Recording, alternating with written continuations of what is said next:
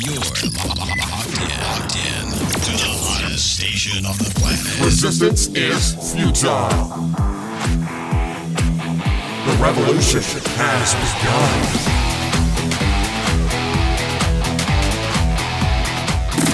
You're listening to Rebelpreneur Radio, helping you break the rules and build the business you need for the life you want. And now, broadcasting his pirate signal from somewhere beyond the status quo, here's your host, best-selling author, marketing and media strategist, Ralph Brogden.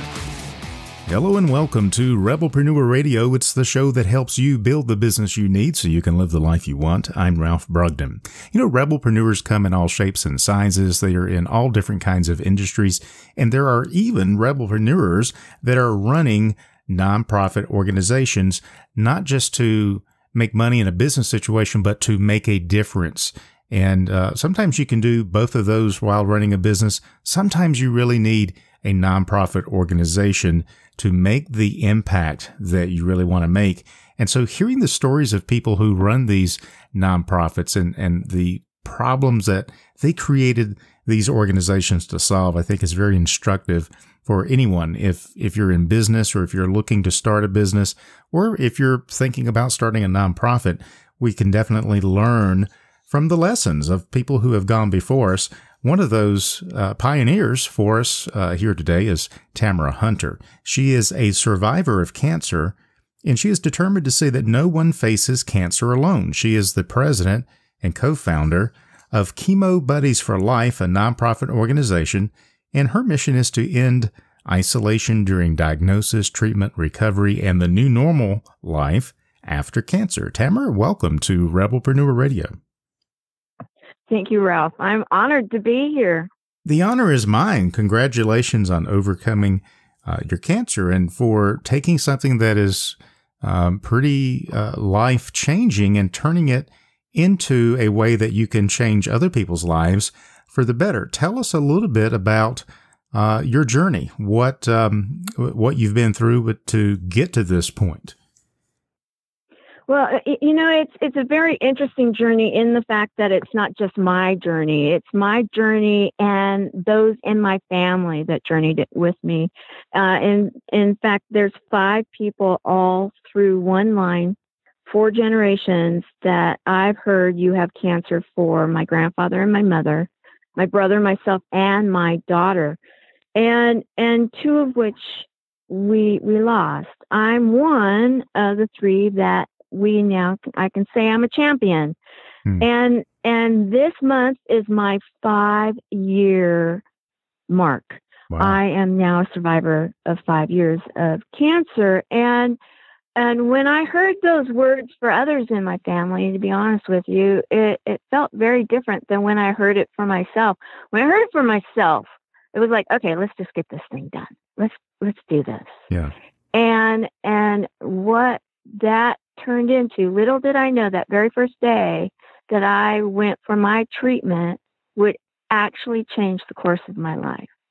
And so now I'm on a journey to see that no one faces cancer. Very, very inspiring. So tell us a little bit about the problem that you solve, ending isolation experienced by those facing cancer. What sort of isolation are you talking about? What is it? What does it feel like to have cancer and to feel isolated? Oh, it's interesting that the medical community is finally figuring out that our heart and our minds and our socialization actually has something to do with our healing. And what I'm talking about with isolation is all types of isolation. Cancer has a way of, nearly everybody's been affected by cancer. You just really can't even talk to many that haven't one way or another felt its 6-letter word. And when you are dealing with it for yourself as a patient, you have to think in terms of, okay, I can't get sick, so I can't be around people that are sick. The HIPAA laws, they protect us, but they also isolate us. There are so many different types of isolation, but the most important is the socialization of community. And many people for all sorts of different reasons. Some could be cultural, some could be geographic, some could be, there's a wide range. Some don't even want people to know that they're sick because they may lose their job. You're talking about, the entrepreneur and businesses out there. And this is a real issue when it comes to isolating. And so the way that we have actually found, we're utilizing the tools of the time. We're using the internet. We're using the website. We're using smartphones. We're using volunteers that are out there through the waves, through the internet, and we are able to touch people not only throughout the United States, but throughout the world. And that is one person at a time. One person at a time makes all the difference. And that person not being isolated then creates that next person, and then the next person. And what we are finding is that in 2017, the United Kingdom Journal and Cambridge actually did a study and said that if you want to make it 5 years, your percentage is higher if you're socialized. If you isolate yourself for any of those reasons before, your percentage of a chance of living it to 5 years or longer is going to be diminished. My mission is to see that we add every single percentage point to every single life that is affected by cancer. Very well said. So that's interesting. So the cancer diagnosis, the treatment, the feelings that you experience, it becomes exacerbated by social isolation. And then social isolation leads to psychological isolation and feelings of loneliness. And that actually makes it harder to recover. So your approach is to use the tools that we have available, internet, website, social media, to be able to create a community, a network. Tell us how this works. Chemo Buddies for Life. It's interesting. We're still a relatively newer nonprofit. However, we have touched people throughout the world, and the way we did it was organically, the old-fashioned way. Touch your neighbor. Now, touching your neighbor this day and age is different than it used to be. We can touch our neighbor through the internet, right? Social media, through our phone, and we started just something as simple as Facebook and a page there. And then that started taking off. And it was really because of our doctors and our nurses, because I met my original buddy in a chemotherapy room.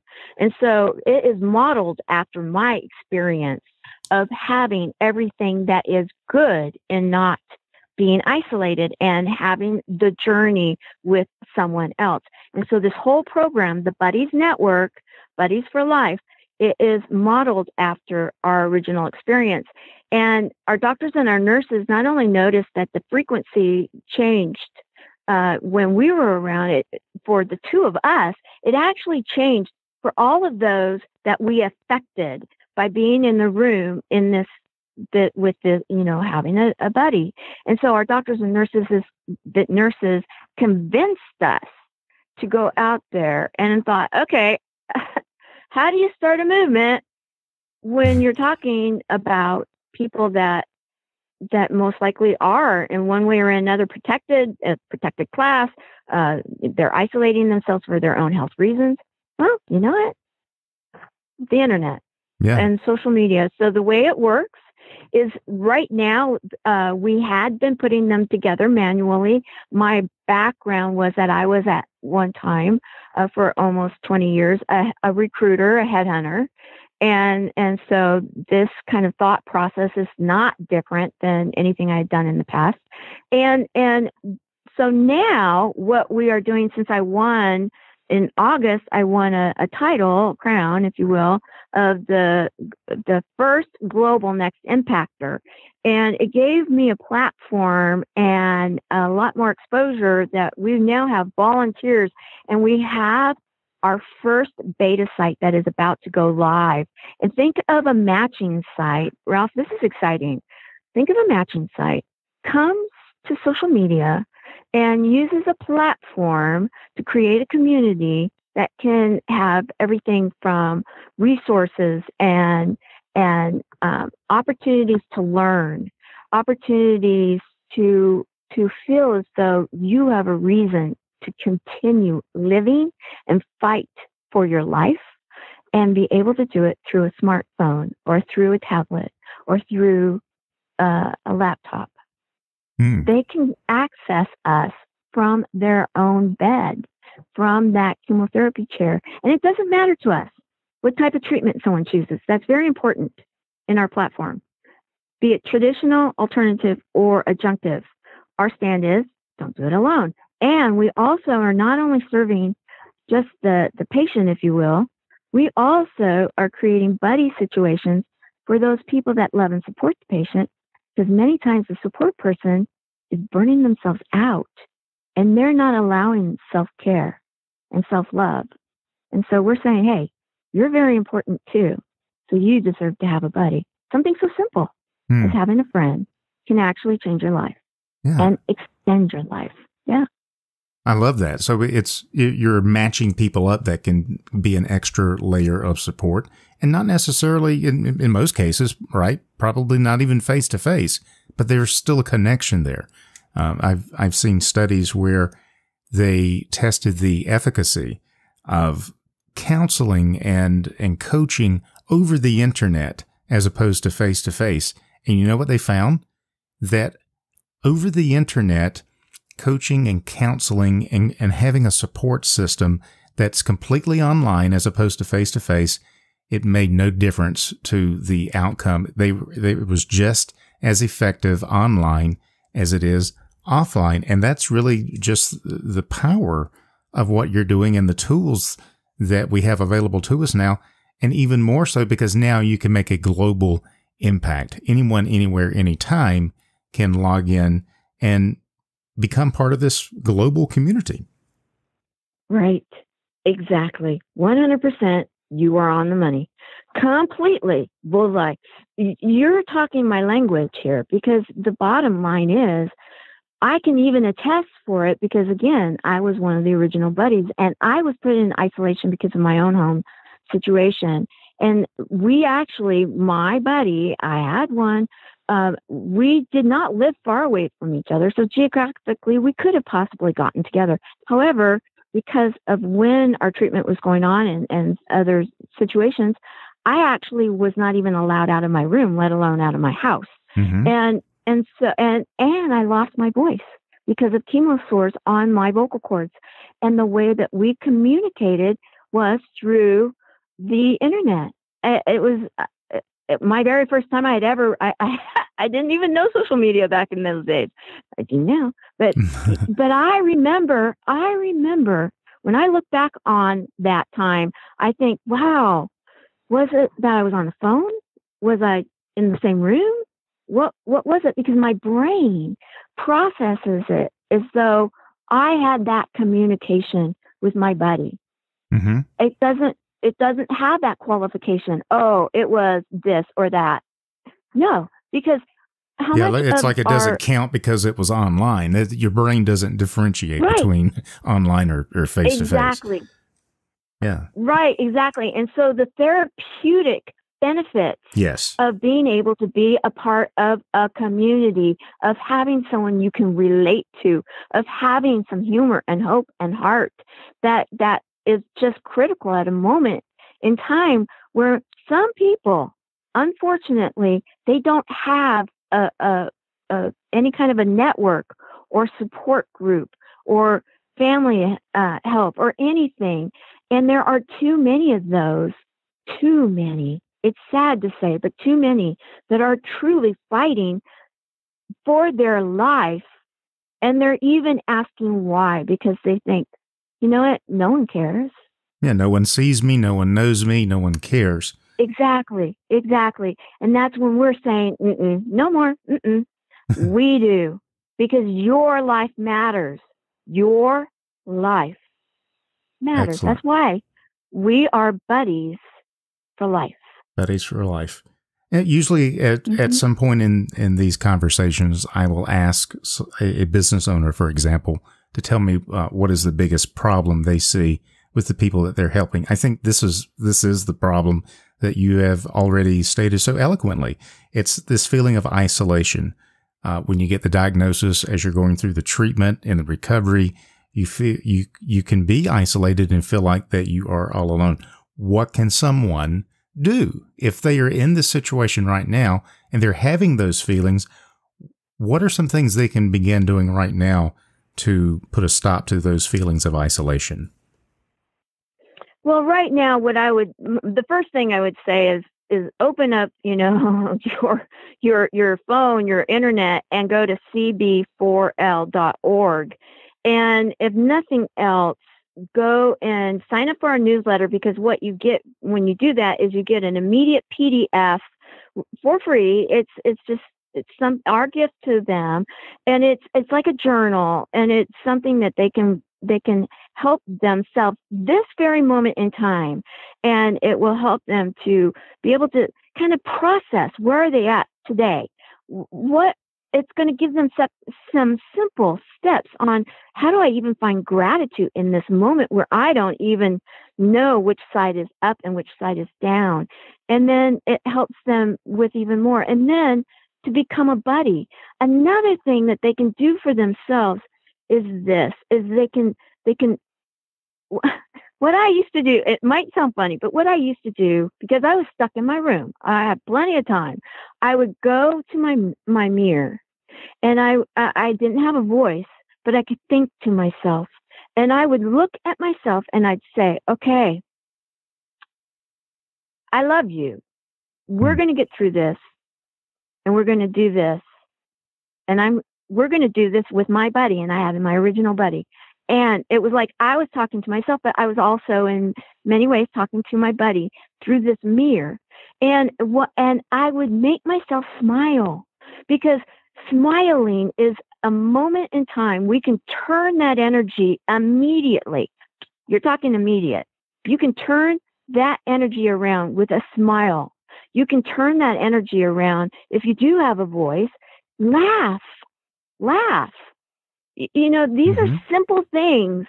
One person said to me once, when they were just diagnosed, and they said, how can I laugh? I was just diagnosed. And I said, how can you not laugh? You need to laugh. And laughing, it doesn't matter. Our bodies, they don't know if it's, truly felt, or if it's something that's, that we have to kind of like warm ourselves up into it. But the chemicals in the brain can help you. And then you go on to that next place, because I know what it's like. When I went through my cancer, sometimes a moment seemed too long because of the side effects. However, I was always able to get through these moments with some of the simple things I'm talking about right now, just by knowing that, number one, that being grateful, that gratitude thing, there's something to that too. I would go through that when I started having a pity party, which I called them chocolate days. But when you had a pity party, it would be, what am I grateful for? It might be that I have a bed and a pillow and clean water, a straw, and a roof over my head. Mm-hmm. And it's amazing how that can change you right that moment in time. Then get a buddy. Come join us. We'll help you through it.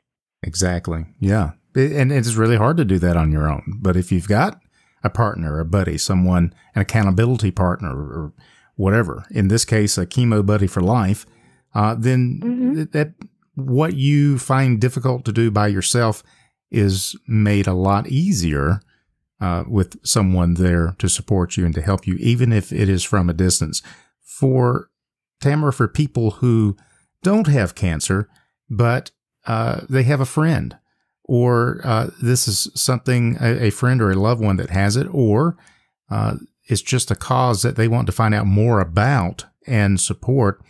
What do you need? What does your nonprofit need from people right now?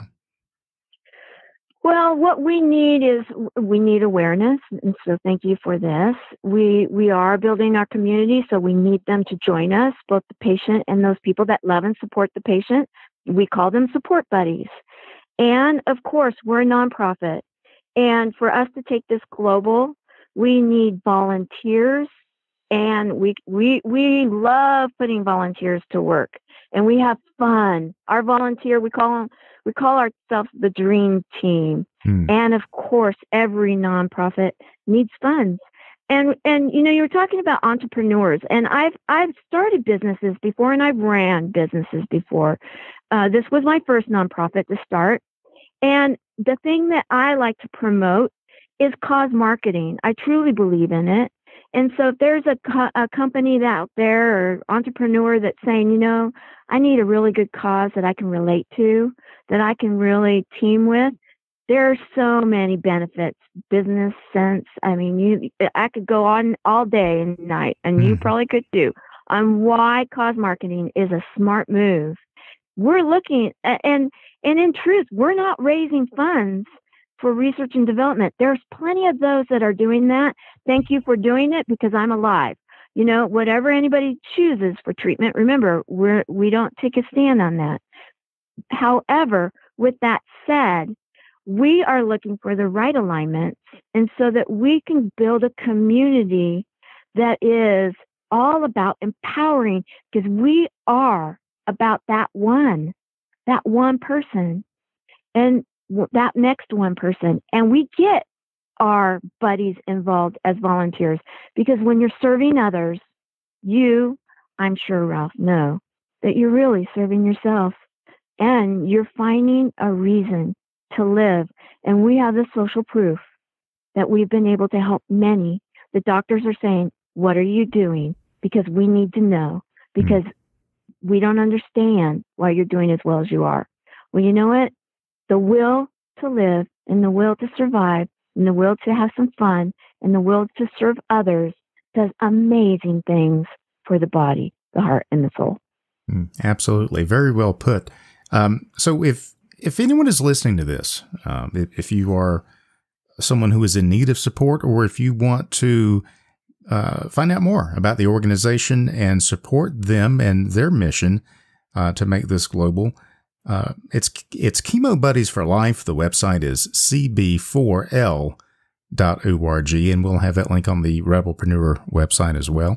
Tamara, thank you so much for sharing your wisdom with us today and for sharing your journey. Do you have any final thoughts that you'd like to leave our listeners with?